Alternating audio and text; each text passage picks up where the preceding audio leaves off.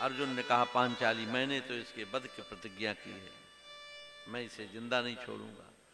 भगवान श्याम सुंदर श्री कृष्ण बोले कि अर्जुन इतनी जल्दी सिद्धांतों को भूल गया? ब्राह्मण अवध्य होता है, उसे मारा नहीं जा सकता, और ये तो तुम्हारे गुरु का पुत्र है। जब श्री भगवान ने कहा तब तो अर्जुन ठहर गए, और जब अर्जुन ठहर गए तो भगवान श्याम सुंदर श्री कृष्ण ने कहा, बोले अर्जुन अरे यह भी तो मेरा उपदेश है कि आतताई को जिंदा नहीं छोड़ना चाहिए, और इसने इतना बड़ा अत्याचार किया है, तुम्हारे सोए हुए पुत्रों का वध किया है। अब अर्जुन समस्या में पड़ गए, बोले आप ये भी कहते हो और आप वो भी कहते हो। तब श्री भगवान मुस्कुराने लगे, बोले अर्जुन तुमने एक दिन परीक्षा दी थी अपने धनुष बाण की, और आज तुम्हारे जीवन में फिर से परीक्षा की घड़ी है। क्यों? बोले मेरे दोनों वचनों का पालन करो। माने मोटा मोटा शास्त्र की एक आज्ञा है कि भाई गुरुपुत्र है, इनका वध नहीं होना चाहिए, दूसरी ओर आतताई को छोड़ना नहीं चाहिए। बोले शास्त्र के मर्म को समझो। तो मर्म क्या है? बोले ऐसे नराधम ब्राह्मण का अपमान कर देना ही तुम्हारे लिए धर्म है। और इस बात को समझकर अर्जुन ने धक्के मारकर अश्वत्थामा को शिविर से बाहर निकाल दिया। ऐसा अश्वत्थामा शिविर से बाहर अपमानित होकर, द्रौपदी का ये भाव उसे याद नहीं आया, क्षमा उसे याद नहीं आई। अश्वत्थामा ने विचार किया, बोले अभी तो मैंने इन पांडवों के 5 पुत्रों का वध किया है, अब मैं इस वंश को ही निर्वीज कर दूंगा, क्योंकि अश्वत्थामा को पता है कि अभिमन्यु की पत्नी उत्तरा गर्भवती है और वही पांडव वंश का अंतिम दीपक है। मैं उस अंतिम दीपक को भी बुझा दूंगा। और तब अश्वत्थामा ने अभिमंत्रित कर ब्रह्मास्त्र का प्रयोग किया। उस ब्रह्मास्त्र के प्रयोग से उत्तरा के गर्भस्थ शिशु को नष्ट कर देना चाहा। ब्रह्मास्त्र का प्रयोग हुआ और तब उस ब्रह्मास्त्र के प्रयोग के कारण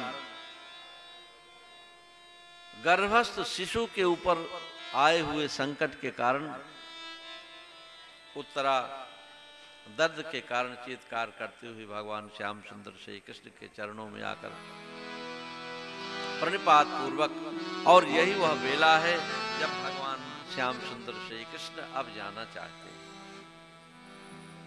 क्योंकि दुर्योधन की मृत्यु हो गई, महाभारत की समाप्ति की घोषणा हो गई, महाराज युधिष्ठिर राजा बन गए, मैया कुंती साम्राज्ञी बन गई,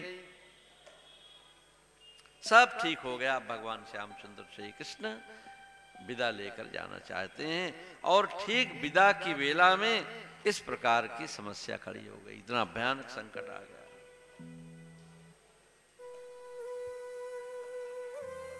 तो मैया उत्तरा ने भगवान श्याम सुंदर श्री कृष्ण के चरणों में प्रणिपात पूर्वक पाहि पाहि महायोगिन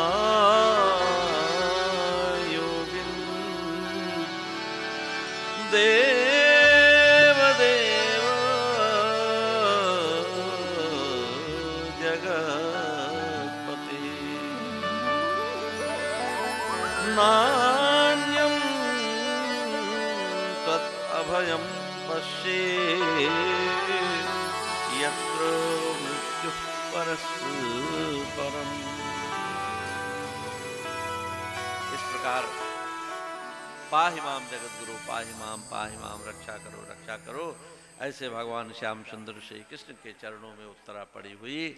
अब संकट इतना गंभीर है कि क्या हो सकता है, क्योंकि संकट बाहर से नहीं है, संकट तो अंदर से है।